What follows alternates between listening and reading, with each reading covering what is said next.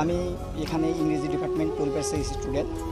তো আমাদের এখানে যে ঝামেলাটা হয়েছে, এখানে অ্যাকচুয়ালি আমাদের কর্মসূচি ছিল অবস্থান কর্মসূচি। আমাদের উদ্দেশ্য ছিল আমরা মডার্নে গিয়ে অবস্থান করব, কিন্তু আমাদের যে এখানে ছাত্র সংগঠন আছে তারা আমাদের আগেতেই জানিয়ে দিয়েছিল যে অবস্থান ছাত্রলীগ ছিল এখানে।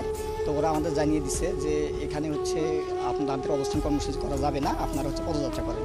আমরা সেটাতে একমত হয়ে আমরা এখানে পদযাত্রা করার জন্য ইচ্ছুক ছিলাম, কিন্তু তারা পরবর্তীতে আমাদের আরও ফোর্স করে আমাদের যে সবার সাথে কথা ছিল আমরা হচ্ছে পদযাত্রা করে চলে আসব। কিন্তু আমাদের যখন ক্যাম্পাসের গেটে যখন চলে গেছে তখন ছাত্রলীগ সহ বাকি স্যাররা যারা আছে তারা আমাদের হচ্ছে বাধা প্রদান করছে। স্যাররা অ্যাকচুয়ালি যখন সামনে আছে তখন পিছন থেকে এবং তাদের যারা তৃতীয় পক্ষ ছিল তারা স্যারের উপর আক্রমণ করে সেই দায় আমাদের সাধারণ শিক্ষার্থীদের উপর চাপানোর চেষ্টা করছে।